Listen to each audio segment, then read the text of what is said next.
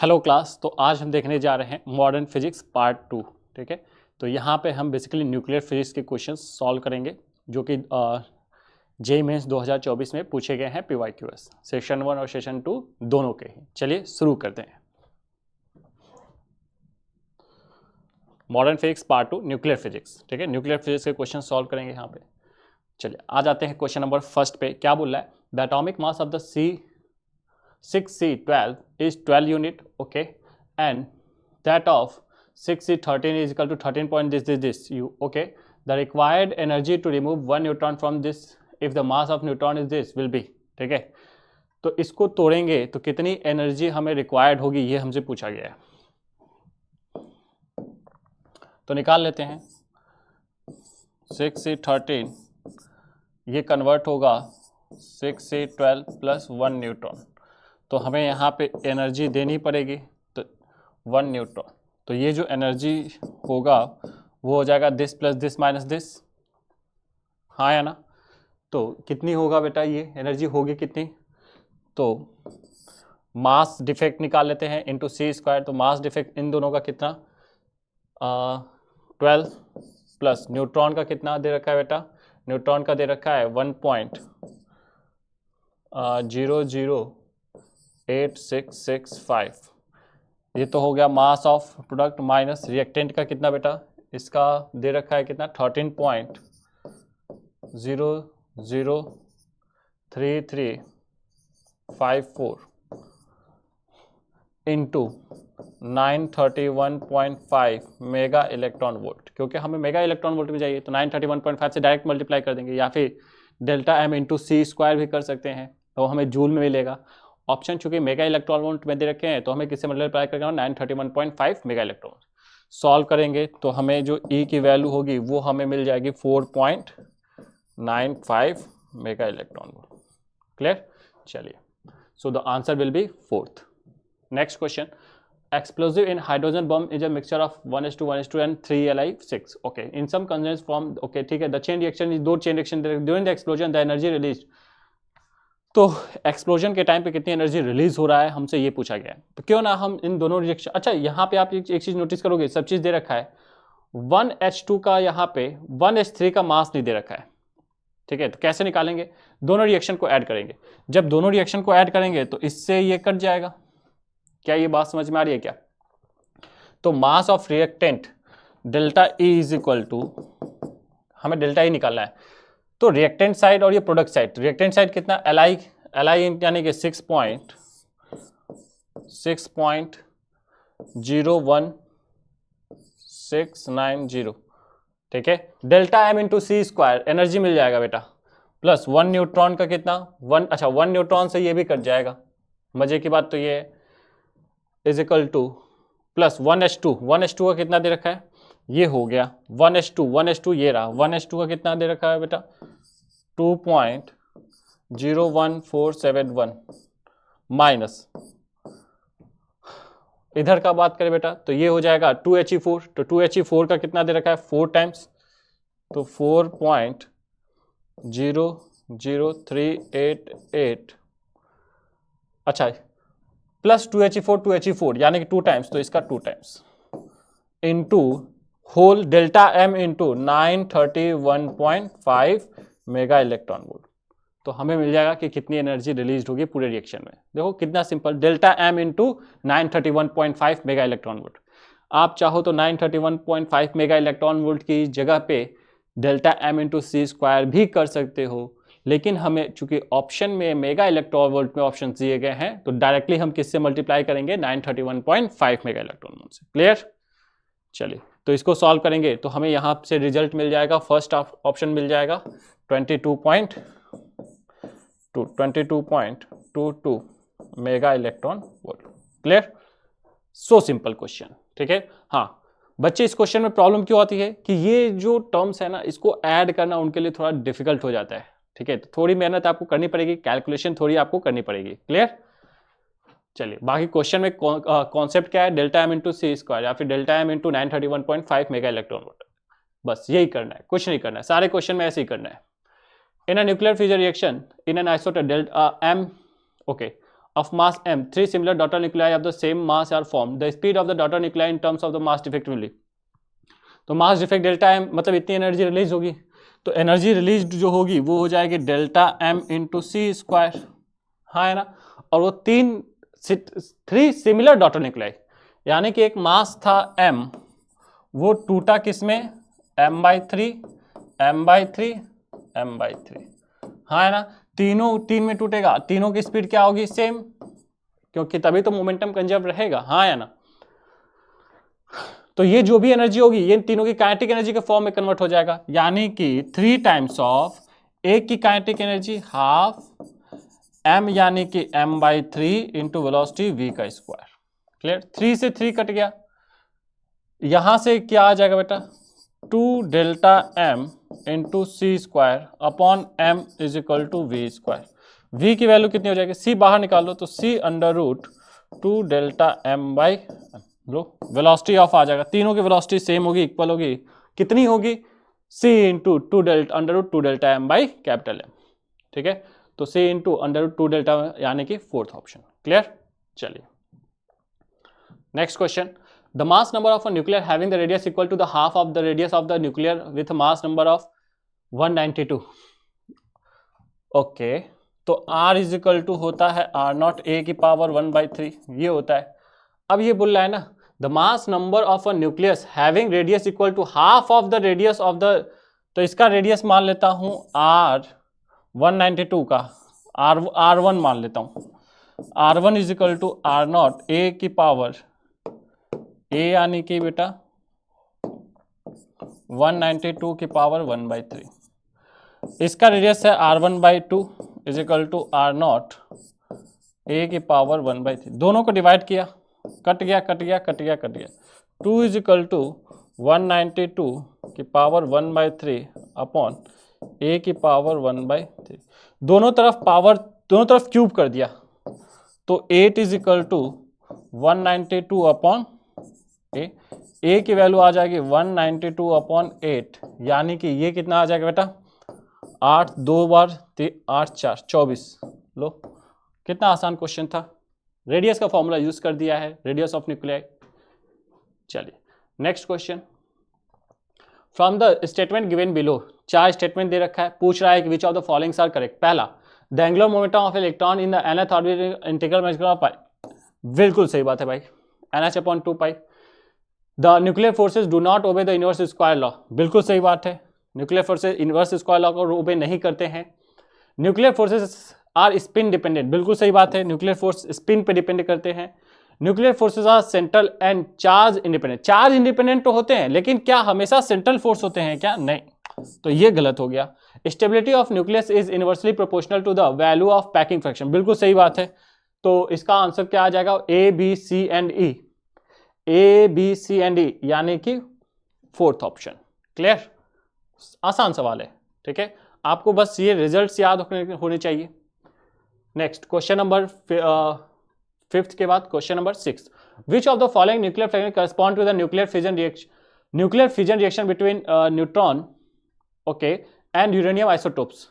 तो न्यूक्लियस टूटा है तो बेरियम और क्रिप्टॉन में टूटा है और 3 न्यूट्रॉन निकलते हैं, लो बेरियम और क्रिप्टॉन और 3 न्यूट्रॉन निकलेंगे, so simple.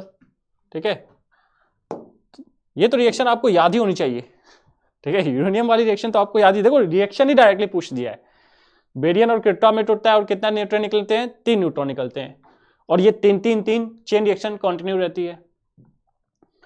Next question, binding energy of certain nucleus is 18 into 10⁸, okay, how much is the difference between the total mass of all nucleus and the mass defect पूछ रहा है, तो delta m into C square is equal to दे रखा है 18 into 10⁸, delta m into C square यानी कि 9 into 10⁻16 is equal to 18 into 10⁸, ये हो जाएगा 2 टाइम्स, तो delta m is equal to 2 into, इसको नीचे लाओ ऊपर लेके जाऊंगा तो ये कितना हो जाएगा 10⁻⁻8, इसको लिख सकता हूं 2 इंटू 10⁻⁻2 इंटू 10⁻⁻6, इसको लिख सकता हूं 2 इंटू 10⁻⁻², इसको लिख सकता हूं माइक्रोग्राम। ठीक है, यहां से ये कितना आएगा बेटा, delta M into C square. अच्छा, ये तो केजी में है, केजी में कन्वर्ट करने के लिए ये केजी में आया। ठीक है, micro KG, this is micro KG. इसको ग्राम में कन्वर्ट के लिए delta M is equal to 2 into 10⁻³ into 1000 से मल्टीप्लाई करूंगा तो ये आ जाएगा माइक्रोग्राम में। ठीक है, ये केजी में आया ना, delta M into C square, तो डेल्टा एम केजी में होता है, ध्यान से, वेरी गुड, वेरी इंपॉर्टेंट। तो यहां से ये कितना आ जाएगा 1000 10⁻², 1000 10⁻², यानी कि ये बचेगा 20 माइक्रोग्राम। ठीक है, 2 इंटू 10⁻², केजी था, केजी को 1000 से मल्टीप्लाई करूंगा तो यहाँ पे 10 बचेगा, 10 इंटू 2 20 माइक्रोग्राम। क्लियर? चलिए, तो इसका आंसर आ जाएगा second. Next question, in a hypothetical fission reaction, ठीक है, फिजन रिएक्शन दे रखा है, okay, find the emitted particle is, ठीक है, तो ये एमिटेड पार्टिकल क्या होगा? तो यार ये कुछ ऐसा नहीं लग रहा है क्या कि ये यार यूरेनियम है, क्रिप्टॉन और जेनॉन वगैरह में टूट रहा है और यहाँ पे 3 न्यूट्रॉन निकलेंगे, हाँ है ना?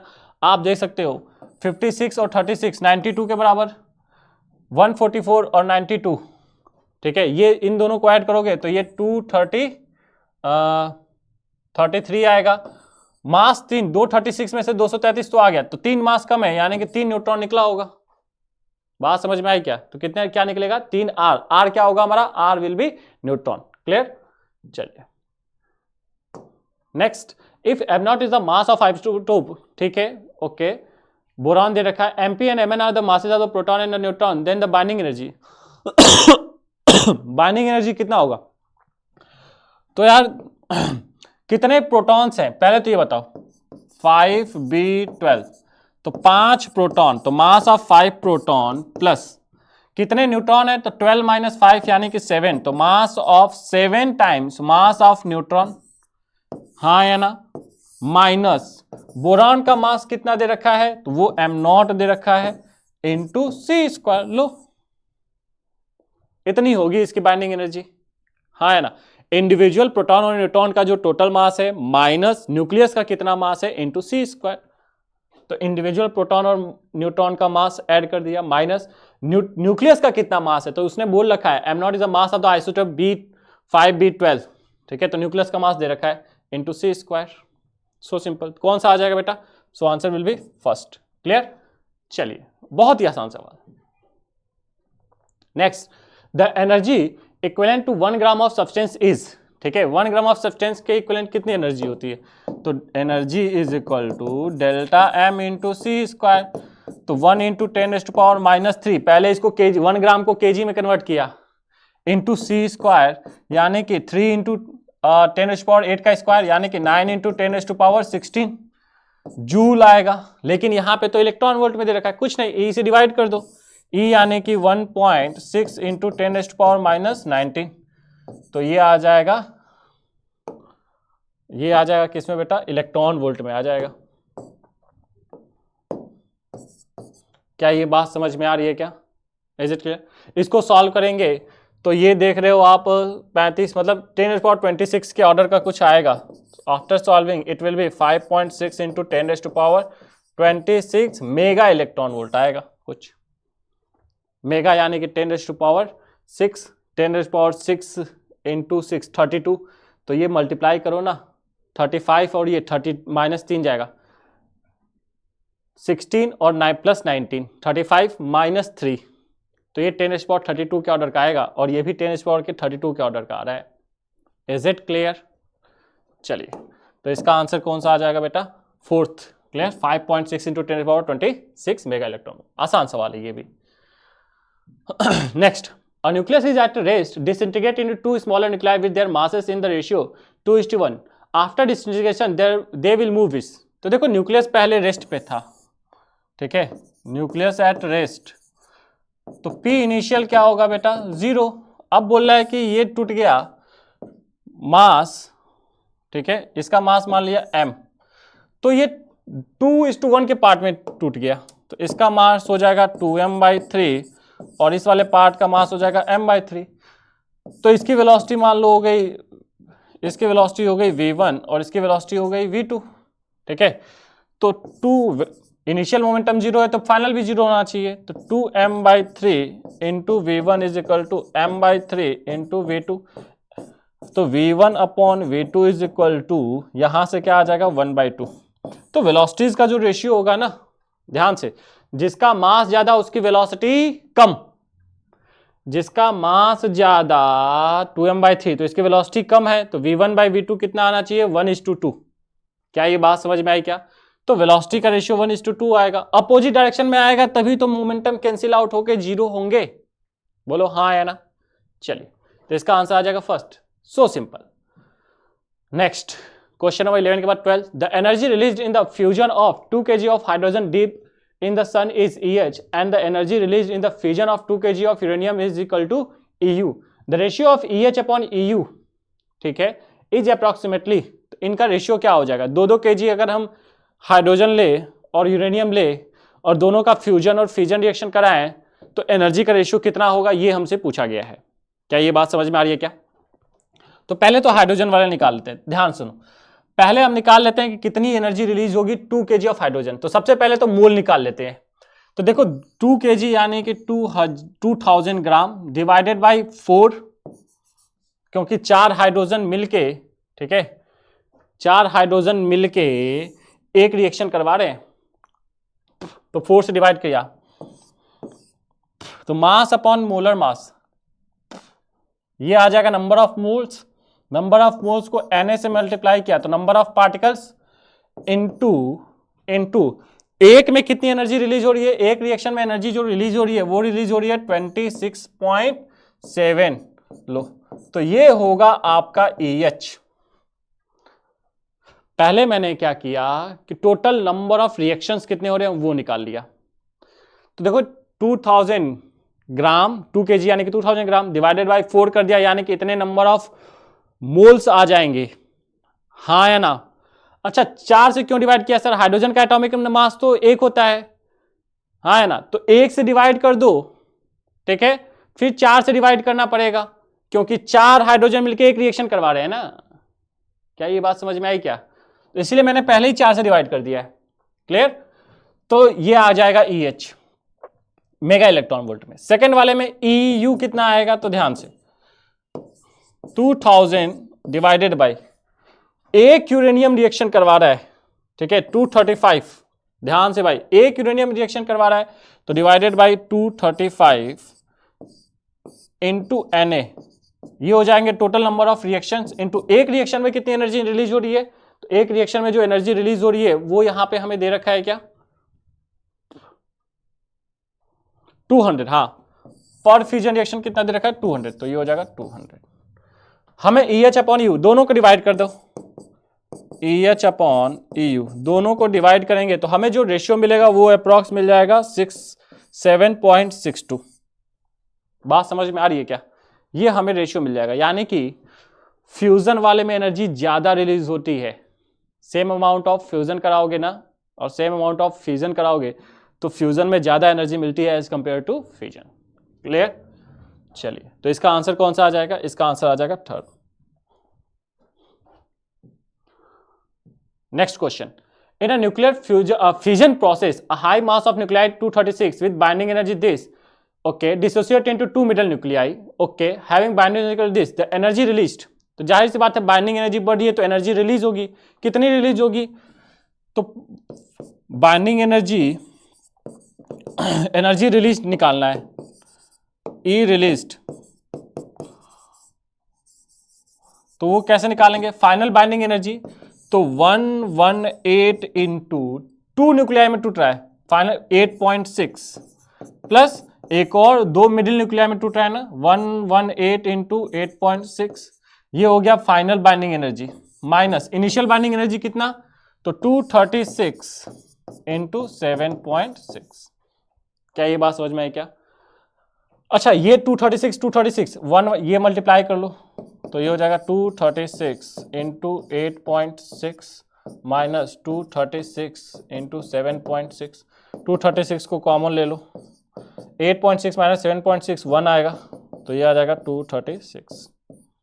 क्लियर? तो 236 इतना mega electron volt energy release होगी। क्लियर? चलिए next question, question number 14, the mass defect in a particular reaction is 0.4 gram. ठीक है, the amount of energy liberated is equal to n into 10⁷ kilowatt hour, n is equal to, ठीक है, हमसे n पूछा गया है, तो मास डिफेक्ट दे रखा है ना, तो एनर्जी रिलीज होगा delta m into C square, delta m यानी कि 0.4 इंटू 10⁻⁻3, पहले केजी में कन्वर्ट करेंगे, सी स्क्वायर यानी कि 3 इंटू 10⁸ का स्क्वायर यानी कि 9 इंटू 10⁻16, सी स्क्वायर की वैल्यू ये होगी, इतनी एनर्जी रिलीज, अच्छा जूल में होगी, हाँ है ना। ये किसके बराबर है, 9 इंटू 10⁻7, तो 0.4 into 10⁻³ into 9 into 10⁻16 is equal to n into 10⁻7, kilo यानी कि 1000, आवर यानी कि 3600 सेकेंड। क्या ये बात समझ में आई क्या? हाँ है ना।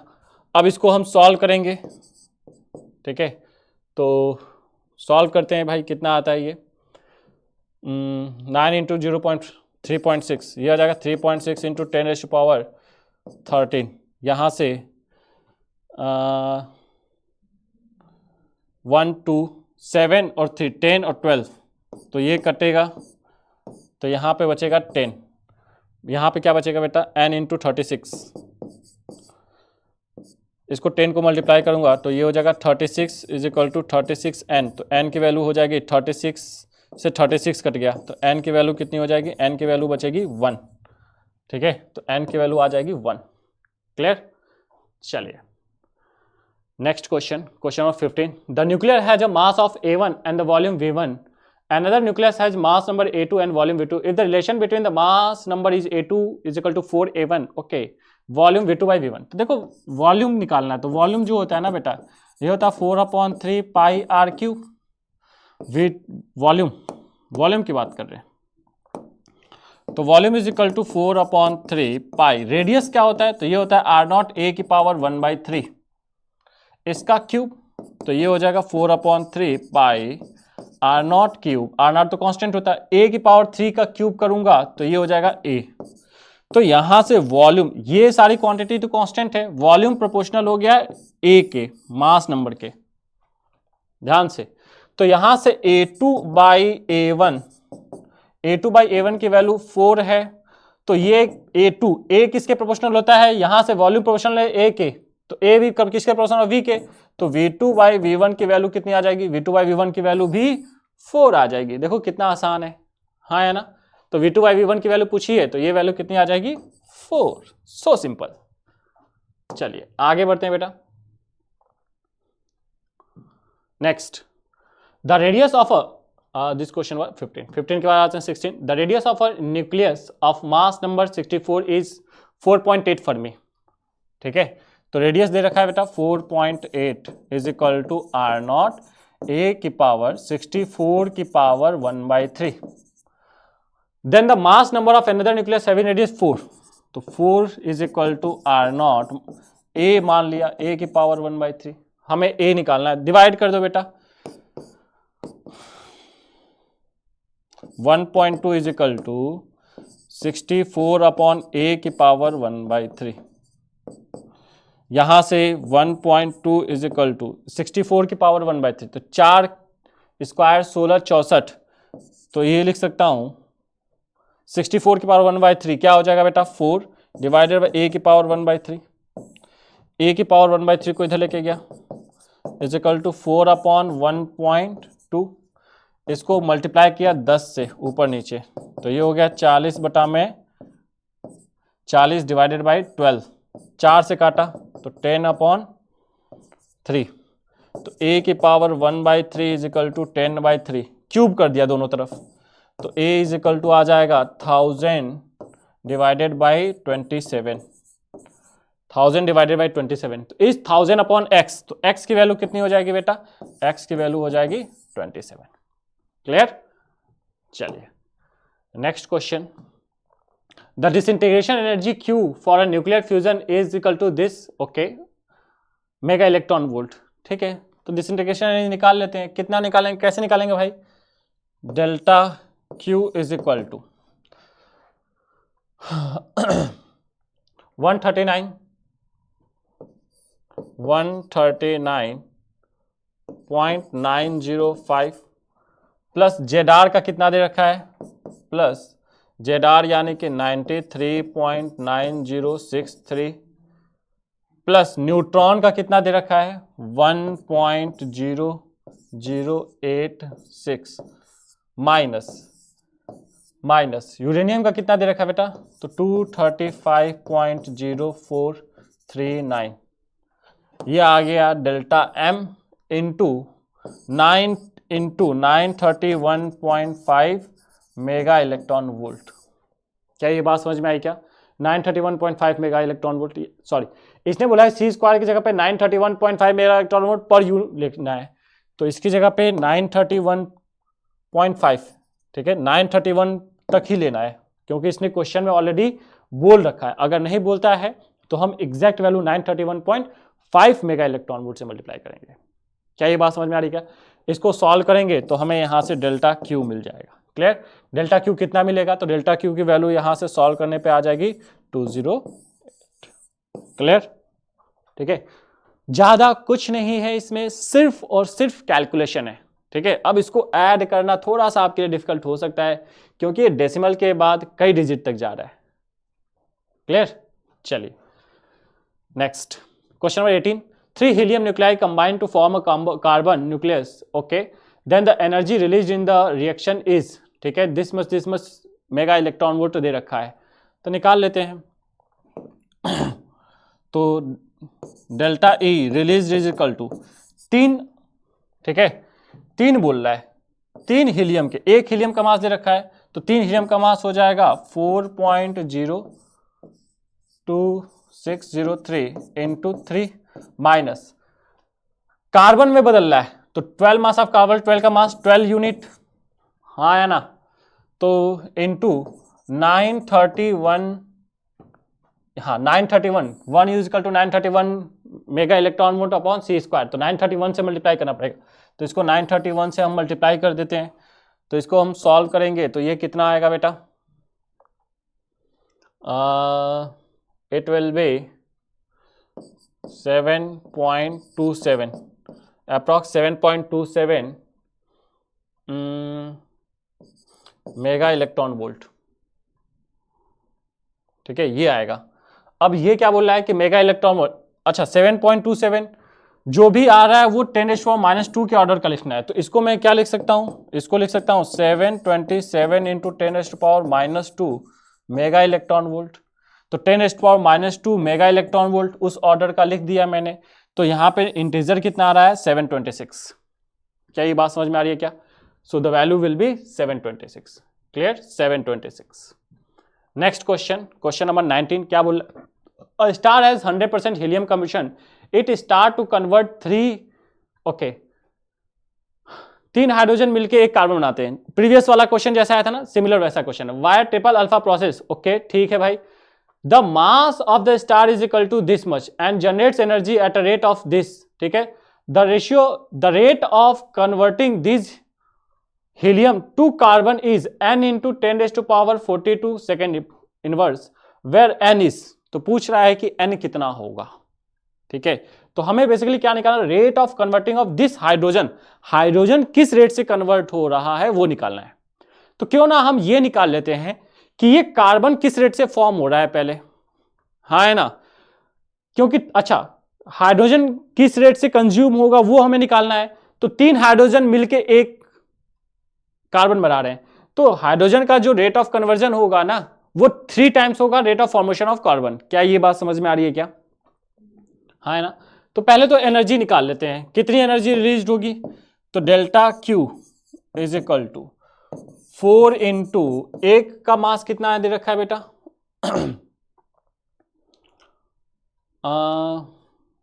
हाँ एक हीलियम का मास दे रखा है 3 मिलके एक बना रहे हैं ना, तो 3 इंटू एक हीलियम का मास दे रखा है कितना 4.0026 माइनस 12 कार्बन बना रहा है तो इंटू 931.5। अच्छा इसको अभी हमने सॉल्व किया था तो ये 7.27 जस्ट प्रीवियस वाले क्वेश्चन में इसकी वैल्यू हमने निकाली थी, जस्ट प्रीवियस वाले क्वेश्चन में वैल्यू निकाली थी 7.27 मेगा इलेक्ट्रॉन वोल्ट आया था। तो ये कितना आ जाएगा बेटा 7.27 मेगा इलेक्ट्रॉन वोल्ट। क्या ये बात समझ में आ रही है क्या? अच्छा ये दे रखा है इसका पावर कितना है and it generates energy at a rate, ठीक है, इतनी रेट से एनर्जी जनरेट कर रहा है। तो पावर दे रखा है कितना 5.808 इंटू 10⁻30 वाट। अच्छा ये जो पावर होगा इसको मैं ऐसा लिख सकता हूं क्या, rate of formation of carbon into, ठीक है, rate of formation of carbon into एक रिएक्शन में कितनी एनर्जी रिलीज हो रही है यानी कि डेल्टा क्यू। क्या ये बात समझ में आई क्या?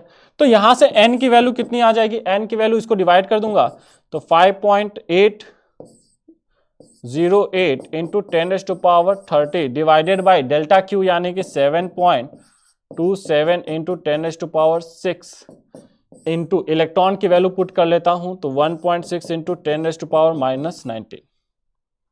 क्या ये बात समझ में आई? तो यहां से हम इसको सॉल्व करेंगे, इसको सॉल्व करेंगे तो हमें ये वैल्यू मिलेगी 5 इंटू 4 10⁻42। यहां से हमें वैल्यू कितनी मिलेगी 5 इंटू 10⁻42। तो ये बेसिकली क्या आया है, rate of formation of carbon आया है। लेकिन हमें क्या पूछ रहा है कि consumption, the rate of converting of this to C. तो 3 हीलियम कंबाइन हो रहे हैं कंटिन्यूअसली तब जाके एक कार्बन बना रहे हैं। तो ये हीलियम किस रेट से कंज्यूम होगा तो इसका 3 टाइम्स हो जाएगा। तो rate of converting is equal to 3 times of this यानी कि 3 टाइम्स ऑफ 5 इंटू 10⁻43 यानी कि ये 15 इंटू 10⁻42 ये आ जाएगा। क्लियर? So the value will be 15। I hope you understood it well. Clear? चलिए, तो this was the, I guess this was the last question 19। ठीक है, बात कर लेते हैं रैंकर्स पैकेज के लिए बेटा। तो कैरियर पॉइंट आपके लिए लेके आया एक रैंकर पैकेज, ठीक है, जिसमें आपको 3000 से भी ज्यादा क्वेश्चंस मिलेंगे। ठीक है, इन क्वेश्चंस को सॉल्व करके आप अपना रैंक बूस्ट कर सकते हो। डिफरेंट वैरायटी ऑफ क्वेश्चंस यहाँ पे आपको देखने को मिलेंगे फिजिक्स, केमिस्ट्री एंड मैथमेटिक्स के लिए। तो आप इसको बाय कर सकते हो अमेजन और फ्लिपकार्ट पे दिए गए लिंक की सहायता से, जो कि आपको डिस्क्रिप्शन बॉक्स में मिल जाएंगे। अच्छा, इसके अलावा जेईई मेंस 2024 सेशन 1 और 2 के PYQS पेपर की अगर हम बात कर ले तो कैरियर पॉइंट आपके लिए सॉल्व पेपर्स लेके आया है फिजिक्स, केमिस्ट्री और मैथमेटिक्स तीनों के ही। ठीक है, जैसा कि आपको भी पता है कि जो सेशन फर्स्ट के जो क्वेश्चंस होते हैं उसके कुछ क्वेश्चन सेशन 2 में डायरेक्टली रिपीट होते हैं। ठीक है, थोड़ा सा डाटा चेंज कर देता है, पैटर्न सेम रहता है। तो इसीलिए आपको PYQS जरूर सॉल्व करके जाने हैं। तो CP आपके लिए लेके आया है बेटा PYQS। ठीक है, फिजिक्स, केमिस्ट्री और मैथमेटिक्स तीनों के लिए 2024 के लिए। अगर आप इसको परचेज करना चाहते हो तो नीचे दिए गए लिंक से आप परचेज कर सकते हो फ्लिपकार्ट और अमेजन से। आज के लिए इतना ही, बाय बाय, टेक केयर।